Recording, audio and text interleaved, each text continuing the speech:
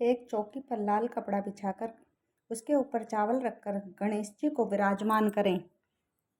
गणेश जी को विराजमान करने के बाद उसके बाद पूजा की सभी सामग्री लेकर और रिद्धि सिद्धि बनाकर दोनों को चावल पर विराजमान करें।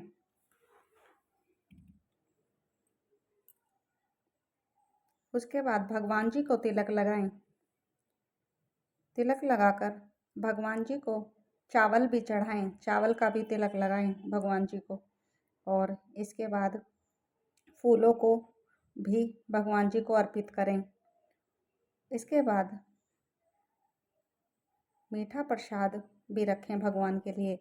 और उसके बाद चावल का ढेर बनाएं, उस पर कलश रखकर उसमें फूल डालकर और सभी सामग्री डालकर, जैसे कि हल्दी की गांठ, दूर्वा और पैसा, सिक्का यानी कि सिक्का और सुपारी, फूल, सभी चीज़ डालकर उसमें, और फिर जो है कलश को स्थापित करें। इसमें सारा सामान डालने के बाद कलश को स्थापित करना चाहिए। उसके बाद नारियल लेकर नारियल के ऊपर मोली लपेटकर रोली लगाकर और उसको भी कलश पे विराजमान करें और 5 पल्लव लगाकर विराजमान करें कलश को। और इसी तरीके से पूजा करें। भगवान जी को दुर्वा की माला पहनाएं। दुर्वा की माला पहनानी चाहिए। भगवान जी को दुर्वा अति प्रिय है, इसलिए दुर्वा की माला पहनाना बहुत ज़रूरी होता है। इसी तरीके से भगवान जी को दुर्वा की माला बनाकर पहनानी चाहिए डेली। और इसी तरीके से पूजा करनी चाहिए भगवान जी की।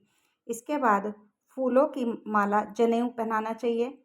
जनेऊ पहनाने के बाद वस्त्र पहनाने चाहिए भगवान जी को। भगवान जी को चूर्णी दुपट्टा अर्पित करना चाहिए। और उसके बाद फिर फूलों की भी माला पहनानी चाहिए भगवान जी को, दुपट्टा अर्पित करना चाहिए भगवान जी को पट का। और इसी तरीके से सभी पूजा की सामग्री लेकर अच्छी तरह से विधि विधान से पूजा करनी चाहिए इसी तरीके से। और इसके बाद फिर इसी तरह से पूजा की जाती है घर पर, और सभी मिलकर पूजा करते हैं। गणपति बाबा की जय बोलते हैं, गणपति बाबा मोरया, मंगल मूर्ति मोरया। और फिर उसके बाद नवग्रह बनाकर उसके ऊपर चावल डालकर और घी का दीपक जलाकर और धूप दीप दिखाकर भगवान जी की पूजा करते हैं। सभी देवी देवताओं की पूजा करते हैं और इस तरीके से कलश स्थापित करते हैं। और यहाँ पे लड्डू गोपाल जी भी विराजमान हैं। देखो, हमारे छोटे से लड्डू गोपाल जी बैठे हुए हैं। और इसी तरीके से धूप दीप दिखाकर और हम पूजा करते हैं। और इसी तरीके से हमने कपूर जलाया और उसके बाद फिर हमने पूजा करी, आरती की। और भगवान जी को सभी ने आरती करी, धूप दीप दिखाया। और इसी तरीके से पूजा होती है गणेश जी की। और फूल चढ़ाए, भगवान जी को फूल अर्पण करें। कलश को फूल चढ़ाने चाहिए, भगवान जी को फूल चढ़ाने चाहिए और लड्डू गोपाल को फूल चढ़ाए। और इसी तरीके से रिद्धि सिद्धि को भी फूल चढ़ाए, धूप दीप दिखाया भगवान जी को भी, गणेश जी को, रिद्धि सिद्धि को और कलश देवता को, और सभी को जो है धूप दीप दिखानी है। धूप दीप दिखाने के बाद फिर हमें आरती करनी चाहिए।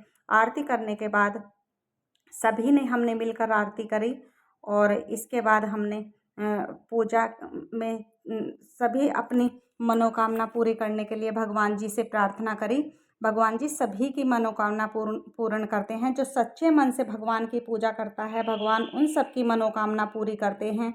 और इसी तरीके से हमने अपनी पूजा की, आरती करी और क्षमा प्रार्थना करी कि हमसे पूजा पाठ करने में कोई गलती हो जाए तो क्षमा प्रार्थना कि भगवान जी हमें क्षमा करना, हमारी पूजा को पूर्णता प्रदान करना। इसी तरीके से पूजा की जाती है और पूजा के बाद क्षमा प्रार्थना की जाती है। और इसी तरीके से हमारे यहाँ पर पूजा होती है। हम हर साल गणेश जी को बिठाते हैं, इसी तरीके से पूजा करते हैं। आप सब भी बताना आपके यहाँ पे किस तरीके से पूजा होती है। और अंत में हम क्षमा प्रार्थना मांगते हैं कि भगवान जी हमसे जाने अनजाने में कोई गलती हो जाए तो हमें माफ़ करना, पूजा को पूर्णता प्रदान करना। और अंत में बोले राधे राधे।